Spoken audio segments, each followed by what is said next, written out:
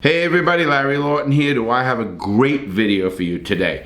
I got a video on matriarchs. This is the leaders of gangs, women. And the reason I'm doing it is because it's Mother's Day tomorrow. Hey everybody, Larry Lawton here, and this video is brought to you by Geology. You know, what Geology? What Geology? Geology is a skincare nourishing system. It really is a routine that most people should use. You know, don't get hung up on this crap. Oh, I'm a man, I shouldn't do that. Let me tell you something. When I was younger, I wish they had this stuff. They didn't. You know, you go online, you take the quiz below. It's a 30-second quiz. You see what your face needs. You get 40% off on the 30-day trial, so check that out. But this stuff is really good for like acne. It's good for the dark circles under your eyes or wrinkles. I get wrinkles, so I actually use it. It comes with 2 of these. It comes with 2 everyday face washes. I keep one in the bathroom. I keep one in my travel bag. Comes with the repairing night cream. I keep this by the bedside. Comes with a vital morning face cream. Again, I get up, brush my teeth, put that on. And it's also this one, nourishing eye cream. Again, they didn't have this stuff when I was younger. Take the quiz, see what you need, and then you get a 30-day trial off and you get 40% off that. Check it out. I did. First of all, happy Mother's Day to everybody out there. I really mean that. All you guys, anybody watching this video, make sure you wish and give your mom a big hug. No matter what goes on, no matter how imperfect they are, because we all know mothers aren't just perfect. They had you, they fed you, they put a roof over your head, they did whatever they had to do. Make sure you say hello to them. You know how much it means to me for Mother's Day as well, because I take care of my mother. I actually take care of my mother who's 88 years old. And I think that, you know, she took care of me. And when I was in prison, they would write and they would never left me. As much as they didn't like what I did, they never judged me or they never left me. So your mother is a special person. Make sure you wish her a Mother's Day. All right, I'm gonna jump right in. I did a lot of research and knew of one of these people. And I'll tell you what I mean by that when that comes up. So here's my top 6 mom bosses. You know, just because they're a mom, that doesn't mean they can't be a criminal. I mean, let's face it, you know, people are people. And moms are no different. Actually, moms, when you think about it, have a lot of organizational skills. They coordinate, they organize their whole homes, they organize their schedules with their husbands and whoever. It's not an easy task. So when you look at it like that, they have that brain capacity to do this. All right, now, all you people right here in New York City, and I know you're gonna think, who? Is it Gotti's mother? Nobody. No. Eleanor Ggliota. Eleanor Ggliota was actually in charge of her family's drug trade. They had an Italian restaurant in Queens, New York. They came over from Italy. They had connections over there. They ran a good restaurant. But obviously, like I know when I ran a restaurant, there's more illegal things that could come and go. It's kind of like your hub of your operation, a restaurant or somewhere like that. This is what the judge said. She goes, not only is this Eleanor a tough boss or whatever you want to call her, she's not just a little player. They secretly recorded her, planned an assault, listen to this, on a relative. And she said the plan is on a relative who supposedly stole money from them. Hurting him in front of his kids, Grego, that's not good, she says. So she goes, bring him here and bang him up here. Think of that. And actually, as the judge said, she wasn't like trying to prevent violence or anything of that. She was advocating the violence. So that's pretty wild. Now listen, this lady, after finding out what they did, you know, they were doing drugs. They had drug dealing going on. And she, like the judge said, she wasn't a mule. This lady was the real deal. At 54 years old, they wanted to give her $4 million bail. Eleanor faced a minimum of 10 years to life, which is anything with any heavy weight of drugs. And their sons, the Ggliota sons, Angelo, are charged with conspiracy to import 55 kilos of cocaine from Costa Rica, concealed in containers of yucca. And they operated right out of their restaurant, Corona, Queens. Now, I know that area. I'm not going to mention the area. But they had connections here with the Genovese crime family, which, listen, I knew that. If you're going to be doing any kind of drugs like that, you better have connections. Otherwise, someone's going to come shake you down. And that's definitely going to happen. But they also had connections with, they're called 'Ndrangheta. 'Ndrangheta is a criminal organization in Italy, been around since the 1700s. It's a big mafia organization, and it's pronounced 'Ndrangheta, something like that, 'Ndrangheta. I think I'm pretty close. And that's a big deal because you don't have connections there without, and they're big in the drug trade. Italy is big in the drug trade. All organized crime there is very big in the drug trade. But so they weren't low. This lady Eleanor was no small-time operator. She was the real deal. But she's my number 6. My number 5. Let's jump right into it. Christine Fitzgibbon. Now, Christine Fitzgibbon, she flooded the streets, this is in Liverpool, with heroin and ecstasy. Fitzgibbon, a mother, I always look at their ages and stuff. She's 60 years old, this lady, and she had hidden devices. This is how they catch her. Obviously, hidden listening devices planted in Christina Allerton's home. Now, why would you do that? Why? I don't get that. I'm a little bit lost on that, and I just don't get why people would talk about anything when you don't have to. And that's what usually gets them, is they bragging or something of that nature. You know, talk about something else. Talk about the women you bang. Talk about I don't give a shit, guys you bang, whatever it is, whoever you are. Don't talk about past crimes. Why would you do that? Obviously, I can do that because the statute of limitations up. I'm not a criminal. I'm not in that game anymore. Christine got caught with 57 kilos of heroin, as well as plot involving 165,000 ecstasy tabs and a batch of pure MDA powder. You know, it's funny, this lady, Christine, she was on the rolls over there as unemployed housewife and was collecting $1,500 lira a month just in that. But to go to show you she was not just some housewife or woman, you know, helping her sons out.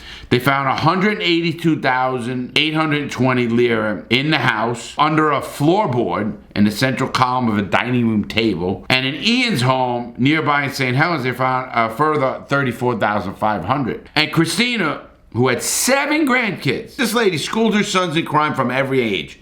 Think of that. She was actually thinking how to make your kid a criminal. You know, it's that really hurts me, because even when I was a criminal, I never wanted my kids, or no mobsters really, maybe John Gotti, but most people don't want their kid involved in that stuff. I mean, we know the dangers, we know what it's about, and you know, you can make so much more money legally, and you can do it in the right way. You can help people, you can do a lot of things to make money. They even had sophisticated tactics to throw the detectives off. They would actually go for a jog and set up a meeting that way. Or they would pre-book, this is a good one, they would pre-book flights and then not show up for that flight and take a different flight with cash. So if they were being watched, and then when the feds were watching them, their feds in England, they couldn't get them. They even made code words from this. So this, which is known in prison a lot, but it's known in a lot of little areas. Little fellas were ecstasy. I mean, I've heard that before. Ticket Man was a courier. But the family was caught by detectives and seized 57 keys of heroin coming into the country, and they followed the trail back to Liverpool. It was coming from Turkey. Pretty impressive. Now, the kids got the bulk of the time. Now, is that fair? I don't know. You know, I'm all for fair sentences anyway, and I know England and a lot of places have a lot better sentencing than the United States. That lady wouldn't do too good over here in the United States, I could tell you that. That just wouldn't happen. Let me go to number 4. Let me jump right into number 4. This is a fucking doozy. Her name is Kath Pettigo. You Australian guys, all my Australian fans, you made the map, and you probably know about this lady. In 1978, she was shot in the eye and wore a glass replacement. I can imagine her trying to look at you and you'd keep looking at the eye. Now this lady, the reason I thought this was a really good story, you guys remember Animal Kingdom? It was about this family, and they actually based the show off of this lady because she had sons that she cultivated to become criminals. And this lady was really, she's the most, they could say that Kate Pettigo is Australia's most infamous matriarch. This lady reminded me a little bit, you know, in this case when I was reading, she was born in 1935. My mom was born in 1933. So I also worked, but she was a working class mom, did everything else. But at 16 years old, this lady started getting fucked up. She gets pregnant. She meets the guy Dennis, gives birth to her first son, Dennis. You know, she ends up having 9 kids. They only know of 6 of them, and every single kid got a criminal record. Go figure. You know, you talk about a tough upbringing. She grew up, she had to work as a sex worker at 16 years old. And as a sex worker, she got smart enough at least to open a brothel herself. So you got to give somebody kind of credit. That's that entrepreneurial name. You know, this is how crazy the mother is. This is the mother explaining this. They talked about a case where they had to clean up the body parts and everything after a murder he committed. And he goes, but he had my vacuum cleaner, which had a tin base. And that's what he used to vacuum up his brains. And then he burnt my bloody vacuum cleaner, which he didn't have to do because it was tin. This lady's thinking about the vacuum cleaner that just vacuumed up brain particles. And, oh, I want my vacuum back. It can be clean. Now, it just gives you this type of mental capacity these people are. She believes in God despite crimes of her family, but once quipped with a friend, I won't be going to heaven. After a pause, she said, I wouldn't know anyone. That's kind of weird that if everybody you know is a scumbag, I mean, listen, I'm not saying everybody had to please. I'm not a religious person per se. I'm spiritual. But I think that's pretty crazy. All right, let me keep going. Number 3, Inessa Tarvander. Inessa Tarvander. And this is pretty recent. Now, this is in 2020 this come out. Now, she's charged with 3 dozen more murders, allegations of 3 dozen more murders. Her and the 3 relatives were jailed for a total of 76 years in 2018 for a reign of terror, which included 10 horrible and bloody killings. They come back in 2020. This is a 2020. The gangs are accused of shooting Sergeant Vladimir Mankic, 26, and police driver Vasily Demir, 22, to steal their Kalashnikov rifles and Makarov pistols. So they were killing the cops to take their weapons. That's a pretty big, good, ballsy move. They also shot a taxi driver. They 2 other policemen, killing 1 in 2013. Tarvander, the 52 now, a former nursery school teacher. Listen to this. When she was convicted over 10 horrible bloody murders, Tarvander said, as she left court in handcuffs, the verdict is fair. I won't appeal against it. Think of that. You were just convicted with 10 murders. You got to know you're on. Listen, I don't know. How the hell does she only get that amount of time even? I think that's fucking whacked out. The gang's earlier victims included 6 policemen. Think of that. And her own 12-year-old goddaughter she killed, who was fatally shot through the eye when the burglar went wrong and the girl saw the identity of the criminal.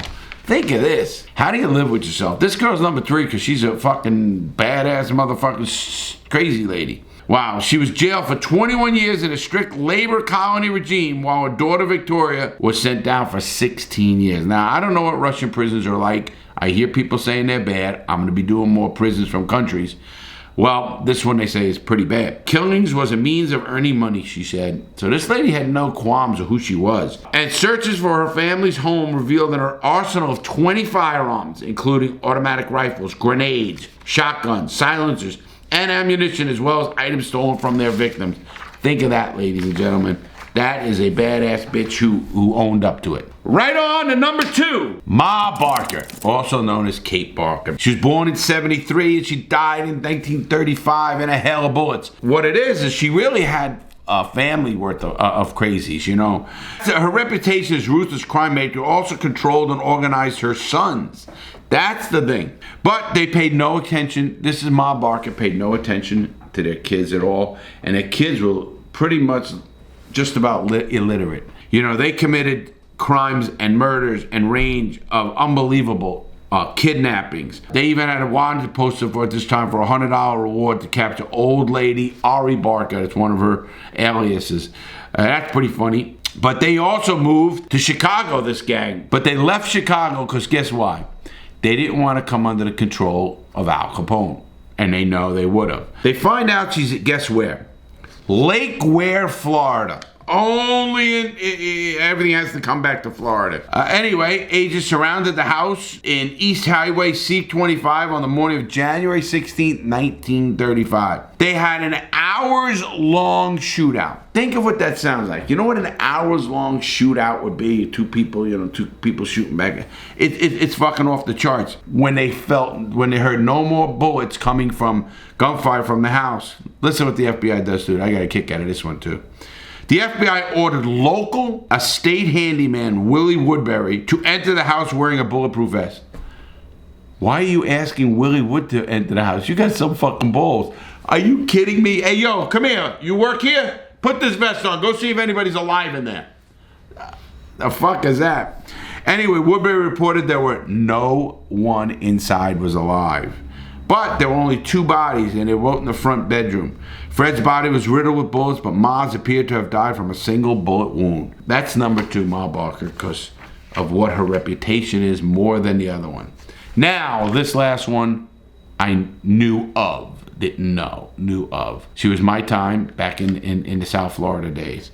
And this lady was a badass fucking killer, crazy as a motherfucker. The more you look at her, the more everything's written about her. I think 2,000 killings.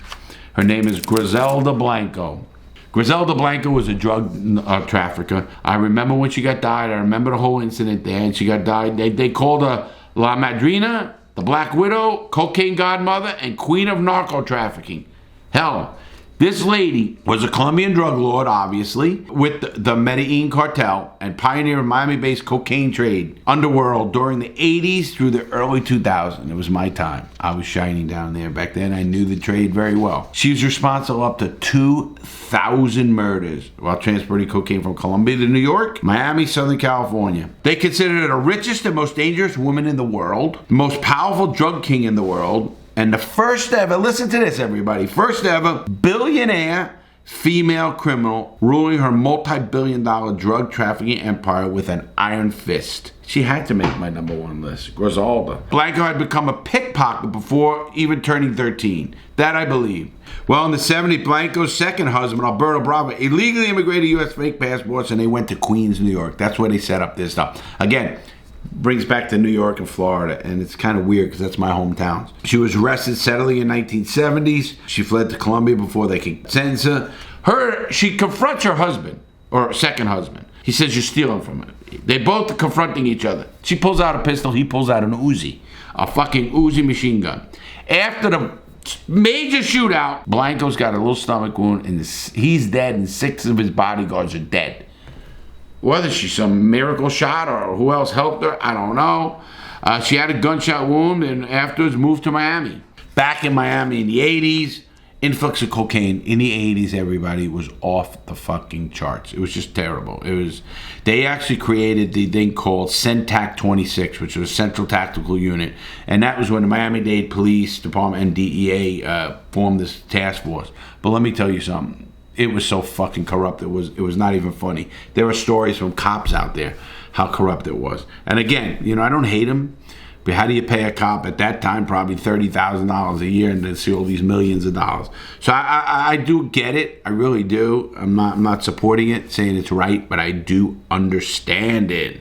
But the cocaine cowboy days were there. That's when I was down there in the late 80s.